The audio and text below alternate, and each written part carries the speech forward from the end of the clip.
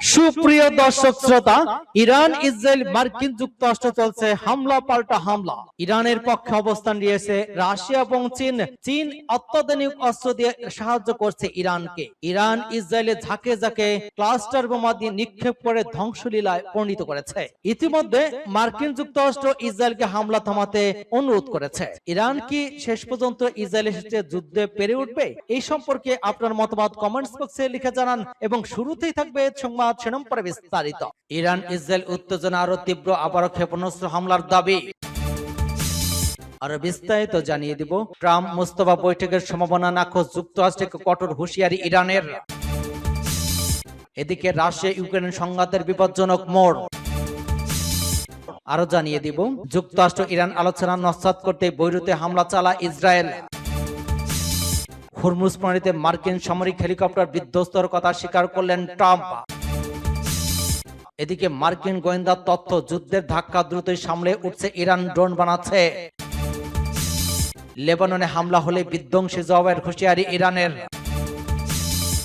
এবং সর্বশেষে জানিয়ে দিব, ইসরায়েল দিকে ছোড়া ইরানি ক্ষেপণাস্ত্র ঠেকায়নি যুক্তরাষ্ট্র দাবি রিপোর্টে। এতক্ষণ শুনছিলেন সংবাদ শিরোনাম বিস্তারিত। তবে তার আগে অনুরোধ থাকবে এই ভিডিওতে একটি লাইক দিন এবং কমেন্টস করে জানিয়ে দিন আপনি কোন জেলা থেকে বা কোথা থেকে আমাদের সাথে যুক্ত রয়েছেন, এবং সংবাদের সর্বশেষ গুরুত্বপূর্ণ আপডেট পেতে চ্যানেলটি সাবস্ক্রাইব করে আমাদের সঙ্গেই থাকুন। ধন্যবাদ।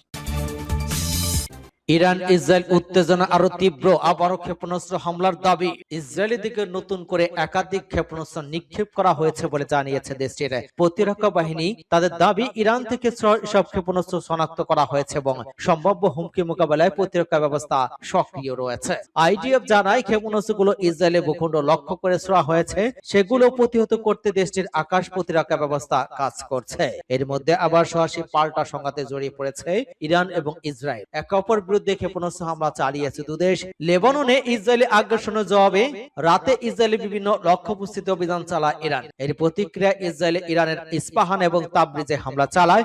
ওই হামলার পর সেখানে একাধিক বিস্ফোরণের শব্দ শোনা গিয়েছে বলে জানা যায়। ইরানের ইসলামী রেভলিউশন গার্ড কোর জানিয়েছে, বারবার যুদ্ধবিরতি লঙ্ঘন এবং লেবাননের রেড লাইন অতিক্রম করার কারণে ইসরায়েলের বিরুদ্ধে একটি সতর্কতামূলক অভিযান। একই সঙ্গে তারা হুঁশিয়ারি দিয়ে বলেছে, আগ্রাসন অব্যাহত থাকলে ভবিষ্যতে ইসরায়েল এবং তার মিত্রদের আরো বড় হামলার মুখোমুখি হতে হবে।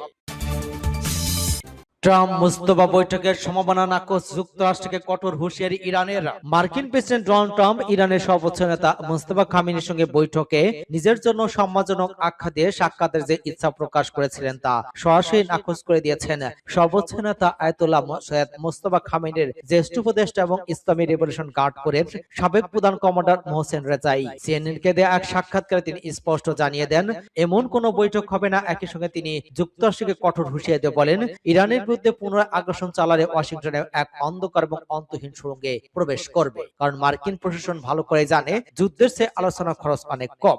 যুক্তরাষ্ট্র ইরানের অবকাঠামো লক্ষ্য করে বারবার যে হুমকি দিচ্ছে সে বিষয়ে সতর্ক করে রেজাই বলেন, যুদ্ধ এবং অবরোধ অব্যাহত থাকলে ইরান ওই সংঘাতকে আঞ্চলিক সীমানা ছাড়িয়ে ভারত মহাসাগর, লোহিত সাগর, বাবেল মান্দব প্রণালী, ভূমধ্য সাগর পর্যন্ত বিস্তৃত করবে, যা যুক্তরাষ্ট্রের জন্য অত্যন্ত ভয়াবহ পরিণতি ডেকে আনবে। গত 28 ফেব্রুয়ারি ইরান লক্ষ্য করে যুক্তরাষ্ট্র এবং ইসরায়েলের যৌথ হামলা জবাবে পুরো অঞ্চলে মার্কিন এবং ইসরায়েলি কৌশলগত লক্ষ্যবস্তু অন্তত 100টি সফল পাল্টা আঘাত হানে তেহরান। একই সঙ্গে কৌশলগত হরমুজ প্রণালী বন্ধ করে দেওয়ার বিশ্ববাজার জ্বালানির দাম আকাশচুম্বী হয়।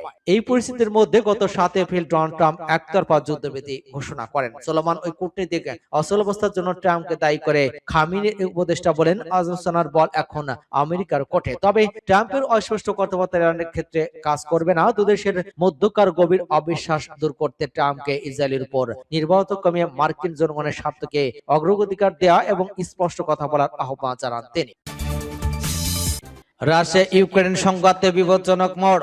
রাশিয়া এবং ইউক্রেনের রক্তকে সংঘাতে বিপজ্জনক মোড় নিয়েছে। ঐতিহাসিক চেরনোবিল পারমাণবিক বিদ্যুৎ কেন্দ্র সংলগ্ন একটি এলাকাকে নিশানা করেছে মস্কো। একই সঙ্গে ইউক্রেনের বিভিন্ন অঞ্চলে রুশ ড্রোন এবং বোমা হামলায় 3 জন নিহত হয়েছেন। এর মধ্যে ইউক্রেনের যুদ্ধের ভবিষ্যৎ এবং ইউরোপের নিরাপত্তা নিয়ে গুরুত্বপূর্ণ বৈঠকে যোগ দিতে যুক্তরাজ্যে পৌঁছেছেন প্রেসিডেন্ট ভলোদিমির জেলেনস্কি। রাশিয়ার সেন্ট পিটার্সবার্গ ইউক্রেনের হামলায় ভয়াবহ প্রতিশোধ নিয়েছে রাশিয়া। স্থানীয় সময় গেল শনিবার রাত এবং রোববার ভোরে ইউক্রেনের আকাশপথে জোরালো হামলা চালিয়েছে রুশ বাহিনী। কিয়েভের দাবি ঐতিহাসিক চেরনোবিল পারমাণবিক বিদ্যুৎ কেন্দ্র সংলগ্ন একটি এলাকাকে নিশানা করেছে মস্কো। ইউক্রেনের প্রেসিডেন্ট ভলোদিমির জেলেনস্কি অভিযোগ, চেরনোবিলের কাছে ব্যবহৃত পারমাণবিক জ্বালানি সংরক্ষণাগারে লক্ষ্য করে ড্রোন হামলা চালিয়েছে পুতিন বাহিনী। হামলা একটি ভবন ক্ষতিগ্রস্ত হয়েছে বলে আন্তর্জাতিক পারমাণবিক শক্তি সংস্থা আইএইএ এর। যদিও বিক্ষোভের মাত্রা স্বাভাবিক এবং সেখানে সংরক্ষিত জ্বালানি ক্ষতিগ্রস্ত না হওয়ার দাবি করেছে ইউক্রেনের রাষ্ট্রীয় সংস্থা এনোগার্স আটম। একই সঙ্গে ইউক্রেনের বিভিন্ন শহরে অব্যাহত রয়েছে রুশ হামলা।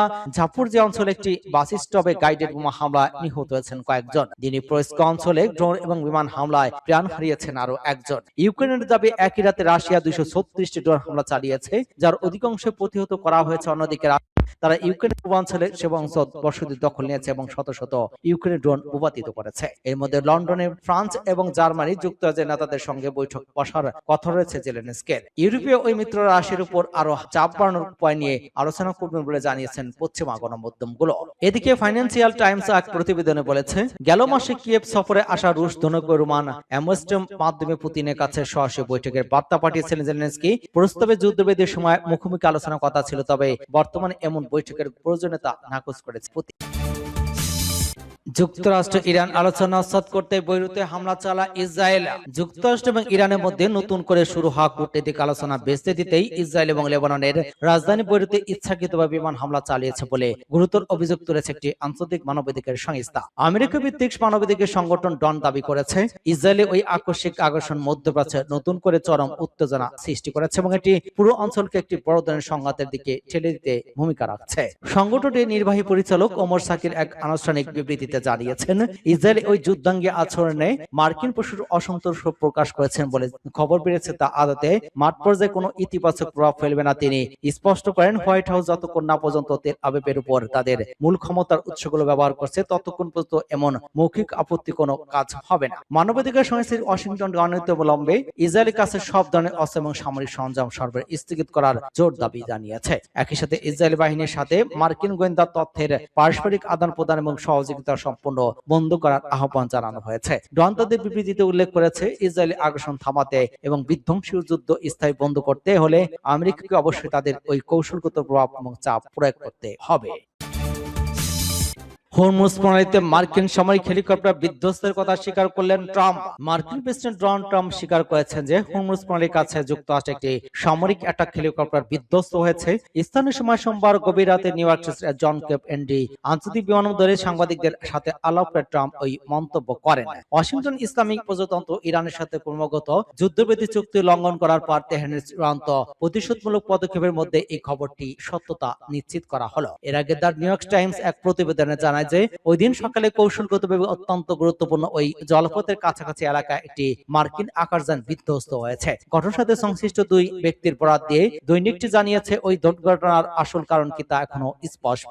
ঘটনার সাথে সংশ্লিষ্ট দুই ব্যক্তির বরাত দিয়ে দৈনিকটি জানিয়েছে, এই ঘটনায় আসল কারণ কি তা এখনো অস্পষ্ট। প্রতিবেদনে আরো বলা হয়েছে, অ্যাপাচি হেলিকপ্টার দিয়ে গুলি করে ভূপাতিত করা হয়েছে নাকি এটি কোনো যান্ত্রিক ত্রুটির শিকার হয়েছে তা অন্য কোনো কারণে বিধ্বস্ত হয়েছে তা এখনো জানা যায়নি। তবে আচ্ছা, দিকে এয়ারফোর্স ওয়ান এ ওঠার আগে ট্রাম্প সাংবাদিকদের বলেন, পাইলটটা ভালো আছেন এবং এই ঘটনায় কেউ আহত হননি। আগামীকাল এই বিষয়ে একটি প্রতিবেদন প্রকাশ করতে যাচ্ছে। ইসলামী প্রজাতন্ত্র ইরানকে লক্ষ্য করে আমেরিকা এবং ইসরায়েলের উস্কানিমূলক আগ্রাসনের জবাবে ইরান অন্তত 100 বার সফলভাবে পাল্টা আঘাত হানে। এর পরিপ্রেক্ষিতে গত 7 এপ্রিল মার্কিন প্রেসিডেন্ট যুদ্ধবিরতির ঘোষণা করেছিলেন। শত্রুপূর্ণ দেশ এবং তাদের মিত্রদের জন্য ইরানের হরমুজ প্রণালী বন্ধ করে দেওয়ার পরে ওই যুদ্ধবিরতির ঘোষণা এসেছিল। এরপর তেহরানের ওই প্রণালী পরিচালনার জন্য একটি নতুন ব্যবস্থাপনা তৈরি এবং অনাধিকার প্রবেশকারী জনযানের মুখোমুখি হতে শুরু করে। গত মাসে মার্কিন কংগ্রেসে উপস্থাপিত এক প্রতিবেদনে দাবি করা হয়, চলমান সংঘর্ষের সময় যুক্তরাষ্ট্র অন্তত 42টি সামরিক বিমান হারিয়েছে, যার আর্থিক ক্ষতির পরিমাণ বিলিয়ন ডলার।